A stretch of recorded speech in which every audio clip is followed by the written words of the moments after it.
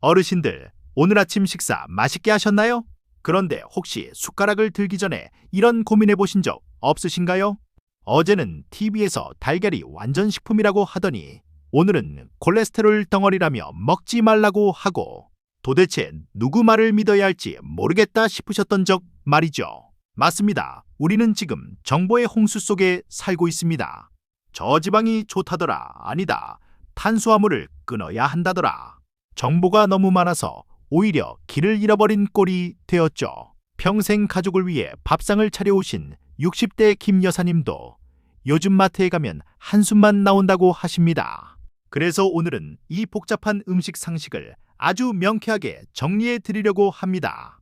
미국의 저명한 기능의학 전문가 마크 하이먼 박사가 쓴 책 식사 대체 뭘 먹어야 할까를 통해서 말이죠.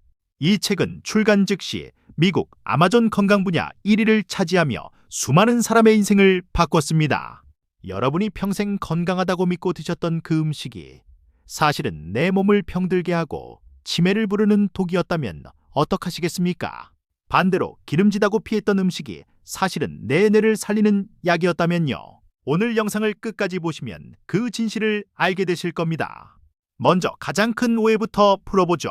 바로 지방입니다.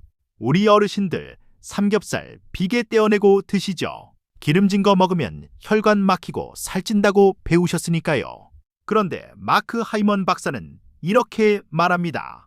지방을 먹어서 살이 찌는 게 아니라 지방을 안 먹어서 병이 나는 것이다 라고요. 사실 우리 몸을 망가뜨리는 진짜 주범은 지방이 아니라 설탕과 정제된 탄수화물입니다. 친구분들과 모임 가시면 식사 후에 달달한 믹스커피 한 잔씩 꼭 하시죠.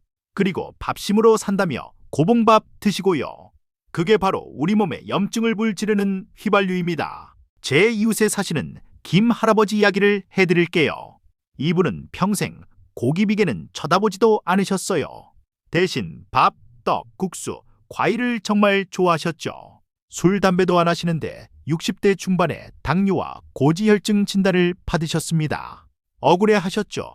내가 뭘 잘못 먹었냐고요. 김 할아버지의 문제는 지방 부족과 탄수화물 과잉이었습니다. 우리가 쌀밥이나 빵, 떡을 먹으면 몸속에서 바로 설탕으로 변합니다. 그러면 췌장에서 인슐린이라는 호르몬이 콸콸 쏟아져 나오죠. 이 인슐린이 남은 에너지를 전부 뱃살로 저장합니다. 이걸 인슐린 저항성이라고 해요. 반면 좋은 지방은 우리 몸의 구세주입니다.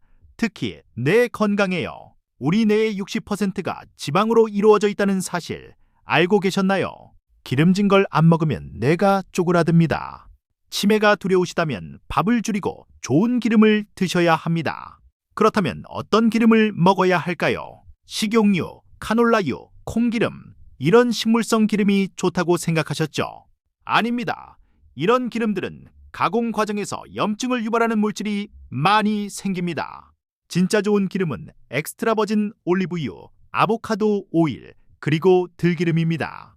이제 고기 이야기를 해볼까요? 나이 들수록 고기 소화 안 된다고 피하는 분들 많습니다. 하지만 근육이 빠지는 걸 막으려면 단백질은 필수죠. 문제는 양이 아니라 질입니다. 공장에서 옥수수 사료 먹고 자란 소와 닭은 오메가-6라는 염증 물질 덩어리일 수 있습니다. 그래서 마크 하이먼 박사는 고기를 먹되 양념고기로 먹으라고 합니다. 갈비찜이나 불고기를 말하는 게 아닙니다. 고기를 주 요리가 아니라 반찬처럼 채소에 곁들여 먹는 양념처럼 적게 먹으라는 뜻입니다. 손바닥 반만큼의 고기와 산더미 같은 채소, 이게 정답입니다. 채소 이야기하니까 생각나네요. 풀만 먹으면 힘 못 쓴다고 하시는 어르신들 계시죠? 천만의 말씀입니다. 채소는 단순한 반찬이 아닙니다. 색깔 있는 채소에 들어있는 식물성 화학물질은 우리 몸의 녹을 제거해주는 강력한 항산화제, 즉 약입니다. 오늘부터 밥상을 차리실 때 딱 하나만 기억하세요. 접시의 75%, 즉 4분의 3은 채소로 채운다. 밥은 반 공기로 줄이고 그 빈자리를 시금치, 브로콜리, 가지, 당근으로 채우세요. 이것만 지켜도 병원 갈 일이 절반으로 줄어듭니다. 뼈 건강 위해서 우유 열심히 챙겨 드시는 분들도 많으시죠. 그런데 나이 들어서 우유 먹으면 속 더부룩하고 설사하시는 분들 많습니다. 실제로 성인의 75%는 우유를 소화 못 시킵니다. 오히려 우유 속 성분이 관절염이나 염증을 악화시킬 수도 있다고 저자는 경고합니다. 그럼 칼슘은 어디서 섭취하냐고요? 멸치도 좋지만 브로콜리나 케일 같은 짙은 녹색 채소에도 칼슘이 정말 많습니다. 흡수율은 오히려 우유보다 더 좋죠. 우유가 꼭 드시고 싶다면 양이나 염소 젖 혹은 유기농 요거트를 조금만 드시는 게 낫습니다. 식사 후 과일 깎아 드시는 게 낙인 분들도 계시죠. 과일은 비타민이니까 괜찮겠지 싶으시겠지만 요즘 과일은 옛날 과일이 아닙니다. 품종 개량으로 당도가 너무 높아져서 사실상 사탕이나 다름없습니다. 특히 주스로 갈아 드시는 건 설탕물을 들이키는 것과 같습니다. 과일을 드실 거라면 당분이 적은 베리류, 즉 딸기, 블루베리 같은 것을 드세요. 그리고 식후 바로 드시지 말고 식사와 식사 사이 공복에 조금만 드시는 게 혈당 관리에 훨씬 유리합니다. 과일은 디저트가 아니라 간식이다. 이 말을 꼭 기억하세요. 속이 항상 더부룩하고 가스가 차신다면 밀가루 속 글루텐을 의심해봐야 합니다. 빵, 국수, 라면, 우리 어르신들도 참 좋아하시는데 이 글루텐이 장벽에 구멍을 낼 수 있습니다. 장이 새면 온몸에 염증 물질이 퍼져나가 여기저기 쑤시고 아프게 됩니다. 그럼 쌀은 괜찮냐고요? 밀가루보단 낫지만 흰쌀밥 역시 혈당을 급격히 올립니다. 현미나 잡곡이 낫긴 하지만 그것도 많이 드시면 곤란합니다. 밥그릇 크기를 반으로 줄이세요. 처음엔 배고플 것 같지만 좋은 기름과 채소를 많이 드시면 금방 든든해집니다. 이쯤 되면 뭘 먹으라는 거야 하고 헷갈리시죠? 그래서 마크 하이먼 박사는 피건 다이어트라는 걸 제안합니다. 원시인처럼 자연식품을 먹는 펠리오 식단과 채식주의인 비건 식단의 장점만 합친 겁니다. 이름은 어렵지만 원칙은 아주 간단합니다. 첫째, 설탕과 가공식품은 내다 버리세요. 집에 있는 과자, 믹스 커피, 라면, 눈에 보이면 먹게 됩니다. 아예 치워버리는 게 건강의 시작입니다.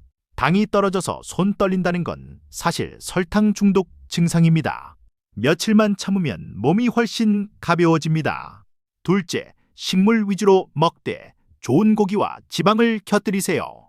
시장에 가서 제철 채소를 장바구니 가득 담으세요. 그리고 질 좋은 고기나 생선, 달걀을 조금 사시고요. 견과류도 한 줌 챙기세요. 이것들을 볶거나 쪄서 드시면 됩니다. 다시 김 할아버지 이야기로 돌아가 볼까요? 할아버지는 밥상을 싹 바꾸셨습니다. 흰밥 대신 잡곡밥을 반 공기로 줄이고 나물 반찬 3가지에 들기름을 듬뿍 뿌려 드셨죠. 간식으로는 떡 대신 호두와 아몬드를 드셨습니다. 3개월 뒤 어떻게 되셨을까요? 놀랍게도 당 수치가 정상으로 돌아왔고 늘 무겁던 몸이 거짓말처럼 가벼워졌다고 하십니다. 뱃살도 쏙 들어갔고요. 병원 의사 선생님도 깜짝 놀라셨다네요. 약보다 더 강력한 것이 바로 매일 먹는 음식이었습니다. 어르신들, 갑자기 다 바꾸려니 막막하시죠? 괜찮습니다. 오늘 저녁 밥상에서 밥 한 숟가락 덜어내고 채소 반찬 한 젓가락 더 드시는 것부터 시작하세요.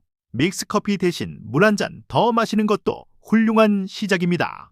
내 몸을 살리는 것도 죽이는 것도 결국 내 입으로 들어가는 음식에 달려 있습니다. TV 광고나 얄팍한 상술에 속지 마시고 진짜 음식을 드세요. 자연이 준 그대로의 음식이야말로 최고의 보약입니다.